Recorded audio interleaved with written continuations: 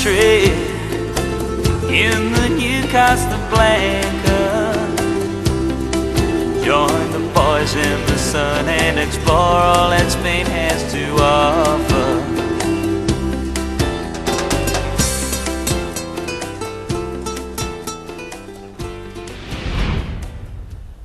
Do you know, they do loads of golf round here. Big style. They've got Villa Martin, that's got all the restaurants, the bars, 3 courses, fantastic. But oh no, you wanted to try sea fishing. I suppose golf's a bit beyond you, is it? 6? A handicapper's... Where do you play? Yeah. I think it probably would have been easier if I'd just said, where haven't you played? Sandwich. Oh, well, I have. No, I haven't. No, I've never been there. Never set foot on it in my life. Don't...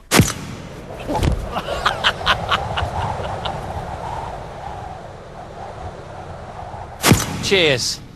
Well, the idiot that ran that clip in and I have actually done a spot of fishing quite a few places, including Connemara on the west coast of Ireland. Beautiful day it was.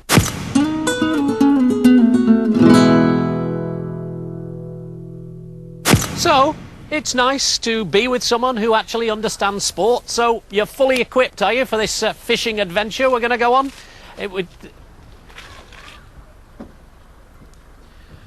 Have you got a maggot or a worm to stick on the end of this needle? Some bread. Great. Well, I'll tell you what. You organise your fly fishing, and I'll tell them what's coming up in the programme. We're going to go with Nando, ironically, to a fish market, because they do that big style round here. Benissa will be the first stop. Then we'll go on to Gata for some crafts. Plus, all the usual bits, including some Dinosaur Footprints. They're nice. Right. You get the programme started. I know you got both your hands full. Well, I'll tell you what. Tell him in the control room to get it started. Don't you worry. Stick with me, kid. You'll be all right. Now, last time that you joined us, we finished the programme with a bit of a quandary. Let's remind ourselves. You didn't, did you? What, with your sword strapped to it? He was indeed a bit of a thesp, although it's probably fair to say that his performance was about as stiff as this bloke. So I'm going to sum it all up. You were in Arthur and the Knights of the Round Table, and you played the Lady of the Lake, and you were the one that came up with the sword out of the lake, but they had to strap the sword to your frog diving suit. And the reason you got the part is because you do synchronized swimming. Great. Very, very good for you. Now then, here we are on the Costa, and I'll tell you what you should do. You should get your mate back in control to do us a quick little map of the Costa to show us where we are. Terrific. Benissa is this lovely little town that we're in. Now, lots of places in Spain are called Beni something, and there's a very good reason for it. The Arabs use the word, it means son of. They used to name their kids after the mum or the dad, so son of, and then the name of the mother or father. Now, the Isa bit comes from this story. The emir, Arab emir, who was the boss of this area, he had a Christian spy brought before him, a beautiful girl called Isa. And before he could decide what to do with her, his son fell in love with her. And they got married and had a kid. The kid then becomes Benissa, a wool haul. It's only 12th century, that's all. Isn't it stunning?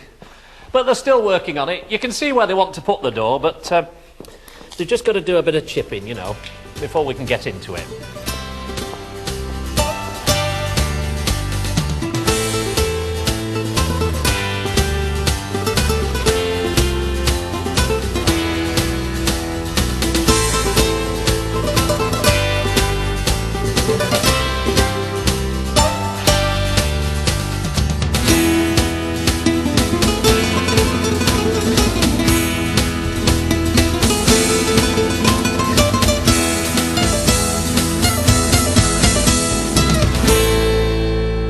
Beautiful Benissa.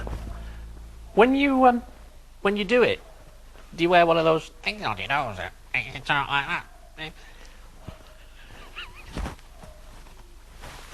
Brill. Yeah, right, okay. Never before have I had a better reason for doing this. The old Crusaders bit, because look, the Knights Templar. This says the Lodge of the Knights Templar, and there is the lodge. Why, I hear you ask, is it painted on the road? Well, I don't hear you ask that, because you know the answer to everything, don't you? But I'll tell you anyway. About 700 people in this town are members of the lodge, and they pay to be members. And once a year, they dress up as Moors and Christians, and it's a 4-day fiesta that is hugely important here. They reenact the Arabs taking the town, occupying it for centuries, and then the Christians under James I liberating it. In fact, you'll find that these fiestas happen all over the Costa, but they happen at different times for an obvious reason. They were all liberated at different times. Although James put himself about a bit, he did actually have to stage his progression up and down the Costa. Now, they have another fiesta here, which is the fiesta of the piece of wood, because some people were blown literally by a storm into the port to take safe harbour, and whilst they were here, they were treated ever so well. So when they left, they gave the people a little wooden painting of the Virgin Mary. That year, the wine crop was so good, they decided it was definitely due to the painting. So they have a fiesta to celebrate it every year. Now, from the streets of Benissa to the streets of San Francisco, Carlos with his cocktail.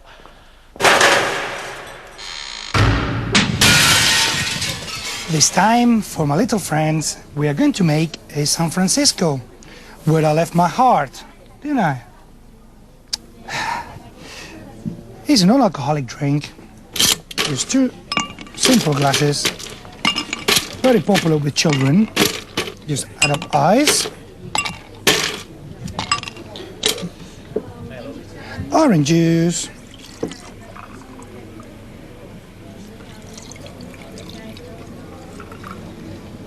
pineapple juice,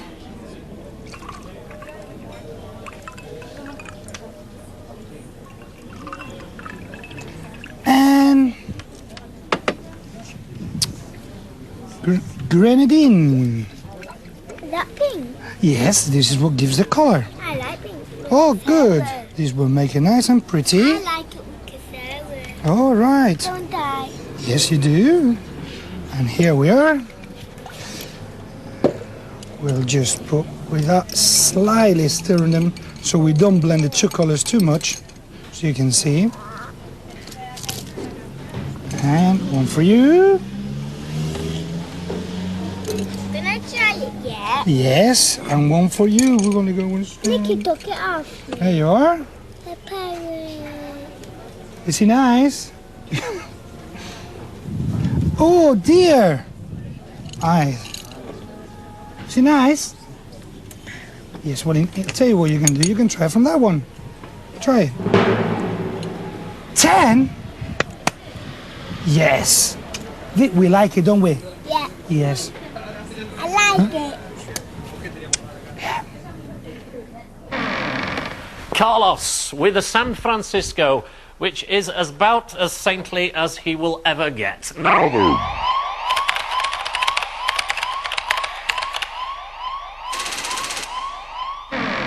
You see, I know everything. A walking encyclopedia. A historian with a heart. A computer that breathes. What do you think I'm like? A dinosaur. Well, okay, yes, I accept that, because there are very few broadcasters left like me, lovey. Talking of dinosaurs, we went looking at those footprints, remember? Dinosaur footprints from the Jurassic period. Yes, yes it is, but how did you know? They only discovered them in September. How do you know? You read about it in one of your archaeological magazines. Right. I've drawn chalk round the footprints to show you. A three-toed carnivorous dinosaur walked across this mud flat hundreds of millions of years ago and left its mark. In fact, two of them went across here, about 20 metres long. Big boys or girls going across here. In fact, from this direction, an even bigger creature went that way. Look at that. That's my, well, it's 9 or 10, usually my shoe size. Look. At least 4 metres high, this beast. You wouldn't want to meet it down a dark alley. Now, they reckon that this one, in fact, they know that this stone slab goes under this stone slab. So there's probably more under there, and they're going to lift it up and examine it. This place is top secret. No one knows where it is. Of course, if you send me some money, I'll tell you. No, I'm only joking. Actually, I don't know where we are because I got lost again with the map. But I found my way here, though. Hey, put that down. You'll get a rest in a moment. Come over here. Gata. Not to be confused with gato, because that's Spanish for cat, eh? Get it? Got it? Good. Right. There's a couple of things I want to tell you about this place. First of all, the crafts, which are wonderful. The Gata River, bamboo. They make all this wicker stuff. Fantastic. The Lemon Express train comes up through the mountains from Benidorm, picks it all up and takes it all back down again. But the other reason I wanted to tell you all about this is so I could say, and that is about the end of Gata, where we have to take a break.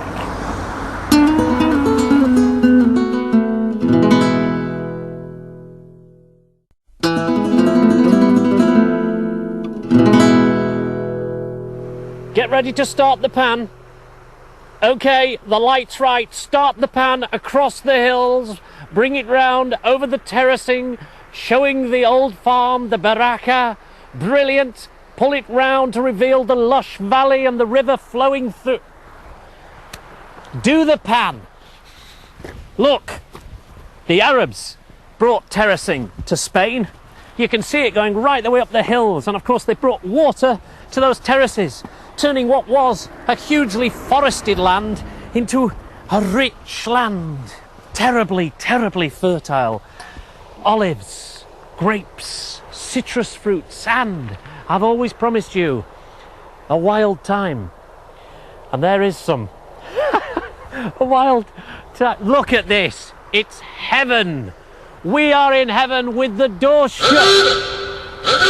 Oh, I don't believe it. Of all the time to... Tim's terribly topical temperature tip. Look out, airhead. Here comes your tips on temps. Gata fria is the buzzword, even if it's two. It's a burst of dead bad weather that comes every 5 years, only it didn't last year. People there use the same name for the tropical rain you get spring and autumn, but the real thing is a big deal. Rest of the time, the Costa being flat with mountains inland, the weather ain't bad all round the year. They say that bad weather doesn't usually hang around longer than 3 days, but enclosed is a piece of wood to touch and whistle with. Right, some Spanish words from these very lips. Right, general greetings and then a few instructions. So, hello. Hola. Hola. Goodbye. Adiós. Adios. And thank you. Gracias. Gracias. With a th in the middle? Yes. Okay. Stop, as you're telling someone to stop. Para. Para. Para. And go. Sigue. Sigue. Which really means continue, but it's the same, that's what you'd say. Okay. Instead of go. Sigue. Sigue. Sigue. Go. Stop. Thank you. Hello. Goodbye. Yes. Right, Corral del Pato. Corral is Spanish for, it's a slang really for a house. Pato is duck. It's not gato, which is cat. Gatto, pato, get it, got it. Good. And they do traditional cooking here, rural style, right? They have a big roaring fire, but not just any fire, it's a fire of carob wood. That's a carob tree. This is a carob bean. They used to give these to donkeys, and they also use them instead of cocoa, I think. What's the matter? Do they come in tins and do they bake them? I don't know. Go in and have a look.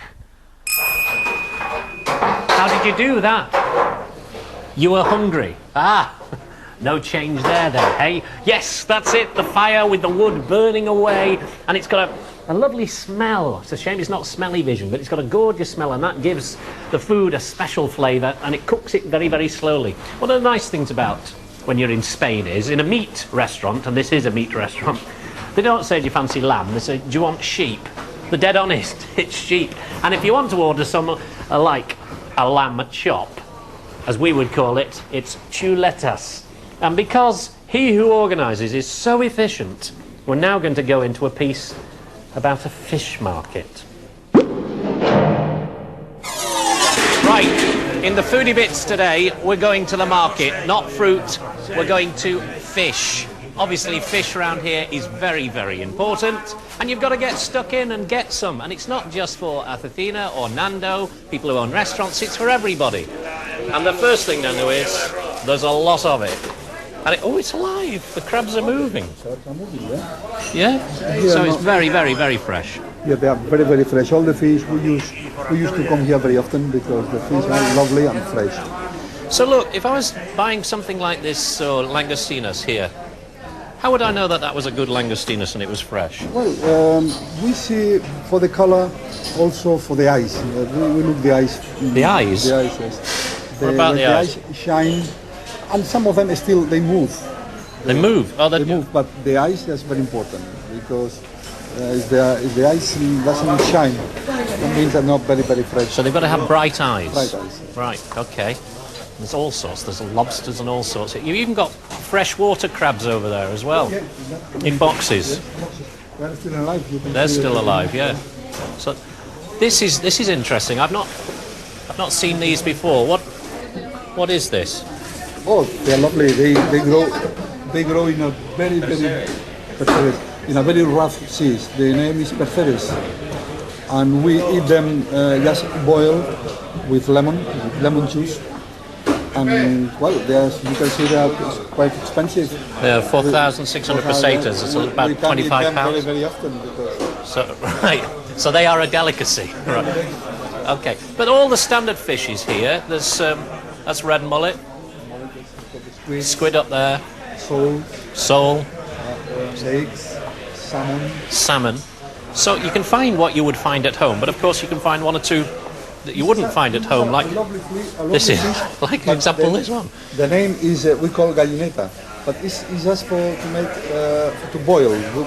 Boil? Yes, we eat them boiled in a special stuff with different vegetables and many other fishes all together. So it's like a stew fish, it's one that you do stew. Okay, now, very quickly, is there a day that's good for coming to the market? Well, we come nearly every day, but Mondays we don't come because we suppose that the fishermen, they don't work weekends. But that is top secret. That we know only the professionals, you know. And it's top secret. Please. Don't tell anyone, don't come on a Monday. But come and get stuck in. Grab it by a kilo and buy it and enjoy it.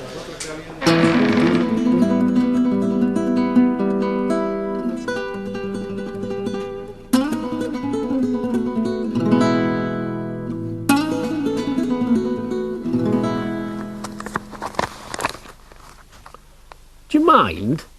A moment of privacy, please. Get on with your panning. Look at the view. I'm just going through my fan mail. You know, some of the messages off the website.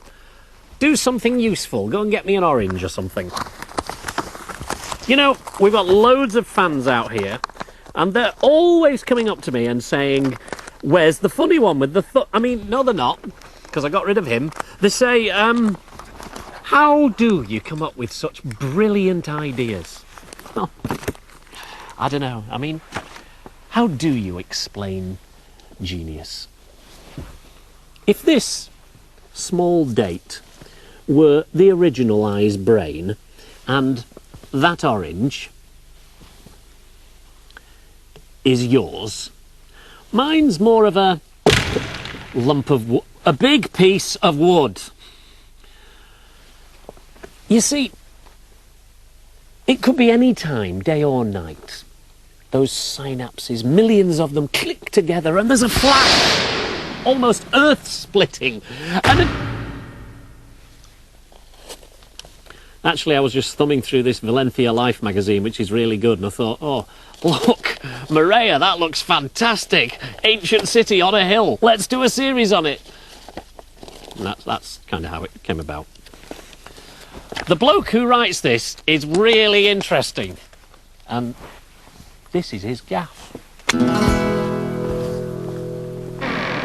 You started off in the music business here. That's right. What were you doing? It was the days when when labels had independent distribution and they were searching for a deal country by country. And I was gaining experience in Spain and Portugal, and I was helping out labels find record companies who would press and distribute their product in Spain and Portugal. But that doesn't take 20 years or however long you've been here. No, So. it doesn't take 20 years, but when it all starts to go wrong, and I felt duty bound to stay here and try and put it right, and then one thing led to another, and I've been here ever since. Spain has gone through such enormous changes. Terrific changes, terrific changes. In one generation you have a man from herding sheep to his son's first car is a BMW. It's incredible, it's almost too much for one generation to take. Now on to the magazine, Valencian Life. How did you get into that? And this is a fairly new magazine, isn't Yes, it is. That's what you have in your hand is only issue 2. This on the table is the faxes of the next issue, which is going to be the Christmas issue. It's coming out very soon. This is only the third. This one is the third issue. That's the second issue. It was an idea that the Valencian government had when the government changed to promote the Valencian community very actively towards the English market. They decided that English was the international language, not French, English. Be pleased to hear. Yeah, absolutely. So they decided to put the magazine together in English alone, not Spanish or German, only English. They would use it to promote the community on an international basis, and at the same time they would seek to motivate the foreigners who are resident here to go and visit other parts of the country or other parts of the community, such as Morelia. Which we went to. You went to. Okay, so we know that it works, that it gets people to go and have a look. But why did they choose you? Well, they knew I'd been here for a long time. I write for a weekly newspaper. The days of wine and neuroses that I had to go through to put it together is my problem, not their problem, but it was difficult. You see, there's a guy that knows vintage when he sees it. And now you know how I come up with these brilliant TV programme ideas. It's all about reading, and then reading. You see, graft for craft, like the next programme.